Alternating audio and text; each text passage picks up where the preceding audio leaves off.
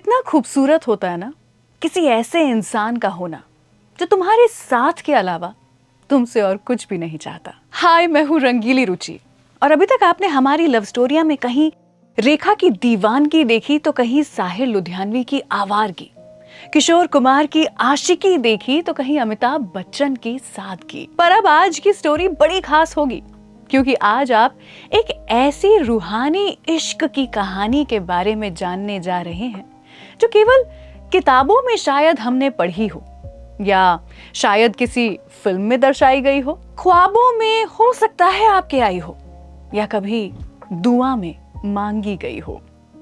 आज की ये कहानी है बॉलीवुड की एक ऐसी जोड़ी के बारे में जिनकी कहानी सुनने के बाद सोलमेट्स इस एक शब्द पर भरोसा एक बार फिर से लौट आता है।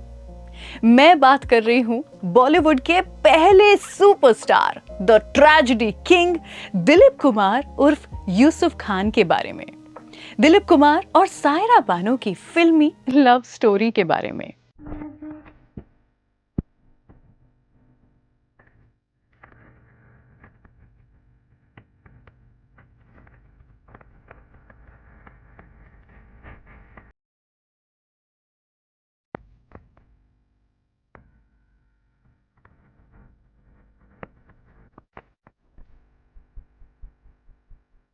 दिलीप कुमार और सायरा बानो के बीच में पूरे 22 साल का फर्क था, पर इनके प्रेम में ऐसी सादगी थी कि बिना किसी कंट्रोवर्सी इन दोनों का बंधन जुड़ गया। ये कहानी है सायरा बानो के शिद्दत की और दिलीप कुमार के समर्पण की। कहानी की शुरुआत हुई लंदन के एक थिएटर में जब पहली बार सायरा बानो ने दिलीप साहब को देखा। एक मिनट, आमने सामने नहीं, बड़े पर्दे पर। लंदन में उस वक्त दिलीप कुमार साहब की फिल्म लगी थी आन। सायरा जी की उम्र तब सिर्फ 12 साल की ही थी।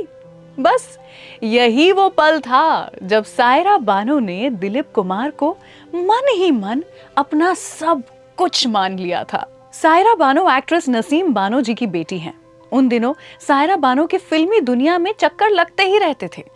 सायरा जी ने पहली बार आमने सामने अपने खुदा को, दिलीप साहब को, मुंबई के महबूब स्टूडियोज में देखा था। अपनी पहली ही नजर में सायरा बानो ने दिलीप साहब को जैसे अपने मन में बसा लिया हो। अपने इस एहसास को बयां करते हुए सायरा बानो जी ने बताया था कि he was wearing a plain white shirt, white trousers and white chappals. और तो और उनके बाल तो बिल्कुल ऐसे ही उड़ रहे थे जैसे कि मानो उनका सॉन्ग उड़े जब जब जुल्फे तेरी उन्हीं के लिए बनाया हो। He looked so polished and sophisticated and so different from everyone around। वो कहते हैं ना, महबूब की हर चीज महबूब। सायरा जी की बातों में ये कहावत साफ साफ झलक जाया करती थी। जहां एक तरफ सायरा बानो दिलीप साहब की दीवानी हुई जा रही थी तो वहीं दिलीप साहब की most talked about love story पनप रही थी। And no, it wasn't with Saira ji. Mughal-e Azam had Madhubala as Anarkali opposite Dilip साहब एज प्रिंस सलीम। मधुबाला और दिलीप साहब की मुलाकात 1951 में तराना फिल्म की शूटिंग के दौरान हुई थी। इस मूवी के दौरान दिलीप साहब मधुबाला जी के अफेयर की शुरुआत हुई, लेकिन इस कहानी का अंत काफी दर्दनाक, काफी हार्ट ब्रेकिंग तरीके से हुआ। दरअसल Dilip ji and Madhubala ji had signed for another film named Naya Daur. उन्होंने सोचा कि जैसे ही फिल्म की शूटिंग खत्म होगी वो एक दूसरे से शादी कर लेंगे, लेकिन मधुबाला जी के पिता इस शादी के सख्त खिलाफ थे। इतना कि उन्होंने मधुबाला जी के आउटडोर शूट्स ही बंद करवा दिए, जिसके कारण उनकी फिल्म की शूटिंग रुक गई। Mr. B.R. Chopra, the producer of the film, sued Madhubala for breach of contract and replaced her with Vaijayanti Mala। और तो और दिलीप कुमार ने इस दौरान मधुबाला के अगेंस्ट गवाही भी दे दी और यहीं दिलीप साहब और मधुबाला जी की प्रेम कहानी खत्म हो गई। दिलीप जी ने अपने एक इंटरव्यू में बताया था कि एक बार एक एस्ट्रोलॉजर ने ये प्रेडिक्ट किया था कि उनकी होने वाली वाइफ और दिलीप जी के बीच उम्र का काफी फर्क होगा। He went back to this memory after he fell in love with Saira Bano जी। कोयम्बटूर की उस एस्ट्रोलॉजर ने उन्हें ये बताया था कि आपकी धर्म पत्नी से मुलाकात अपने 40s की एज में होगी और आपकी पत्नी आपकी आधी उम्र की होगी। ये भी कहा था कि उनकी पत्नी चांद जितनी खूबसूरत, बेइंतहा मोहब्बत करने वाली प्रेमिका होगी। He also predicted that she would be from the same profession। लेकिन ये बात सुन के दिलीप जी ने तुरंत जवाब में कह दिया कि नहीं, कभी नहीं, मैं सेम प्रोफेशन वाली लेडी से कभी शादी नहीं करूंगा। दिलीप साहब की इस बात पर तो कुदरत भी हंस पड़ा होगा। नियति के फैसले के खिलाफ कोई लड़ पाया है भला? दिलीप साहब सायरा बानो के परिवार के अच्छे पहचान में थे। सायरा बानो को काफी फिल्मों में दिलीप साहब के साथ कास्ट किया जा रहा था, पर हर बार दिलीप साहब सायरा बानो को फिल्म से निकलवा देते, ये कहकर कि वो उम्र में इतनी छोटी हैं कि उनकी ऑन स्क्रीन जोड़ी जो है वो अच्छी नहीं दिखेगी। Like what? अब बार बार किए जाने वाले इस रिजेक्शन से सायरा जी भी नाराज होने लगी थी। उस दौर में सायरा जी का नया घर बना पाली हिल में, ठीक वहीं जहां दिलीप साहब रहा करते थे। दिलीप साहब इतने बड़े सितारे थे कि सायरा बानो का पूरा परिवार ही उनका फैन था। सायरा बानो के परिवार ने एक हाउस वार्मिंग पार्टी रखी थी जहां दिलीप साहब भी इनवाइटेड थे। उस दिन इत्तेफाकन सायरा जी का जन्मदिन भी था। जैसे ही वो तैयार होकर बाहर निकली, उन्होंने दिलीप साहब को अपनी कार से उतरते हुए देखा। अपने घर दिलीप साहब को देखकर सायरा जी दंग रह गई थी, पर इस बार ये एहसास एक तरफा नहीं था।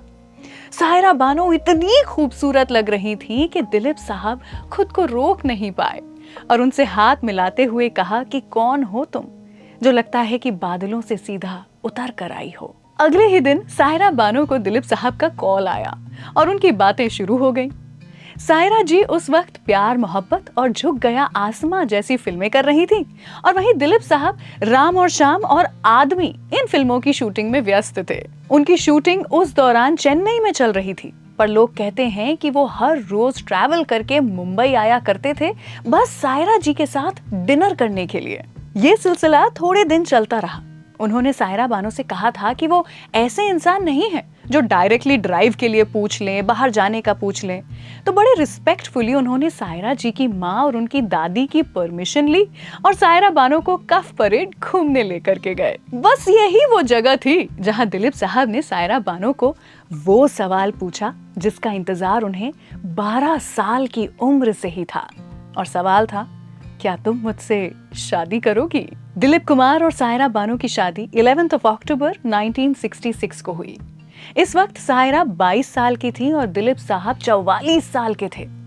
काफी लोगों को ये बात कुछ जच नहीं रही थी, लेकिन इन दोनों के प्यार को देख करके, इन दोनों के सैक्रिफाइस, इन दोनों के कंपैशन को देख करके किसी एक ने भी सवाल उठाना सही नहीं समझा। हालांकि जैसे हर स्टोरियां उतार चढ़ाव के बिना अधूरी हैं, इनकी प्रेम कहानी में भी काफी उतार चढ़ाव आए। दिलीप साहब ने अपनी autobiography the substance and the shadow में मेंशन किया था कि once Saira was pregnant but she had a miscarriage and it was a very tough phase for both of them. इस वक्त दोनों ने बड़ी हिम्मत के साथ एक दूसरे को संभाला। सबसे ज्यादा दुख का दौर सायरा बानो जी के लिए तब रहा जब 1981 में दिलीप कुमार ने अस्मा रहमान से शादी कर ली। ये शादी सिर्फ अगले 2 साल चली, जिसे दिलीप साहब हमेशा हमेशा रिग्रेट करते नजर आए। जीवन के हर पड़ाव में सायरा बानो एक चट्टान की तरह दिलीप साहब के साथ खड़ी रही। सायरा बानो ने दिलीप साहब के साथ 50 साल का लंबा साथ निभाया, आने वाली पीढ़ियों के लिए मिसाल कायम कर दिया। 7 जुलाई 2021 वो दिन था जब इस दुनिया के one of the most respected stars, one of the most loved stars Dilip साहब को हमने खो दिया। पर आज भी जब जब दिलीप साहब का नाम जुबां पर आता है, साथ में सायरा जी का नाम भी खुद ब खुद जुबां पर आ ही जाता है।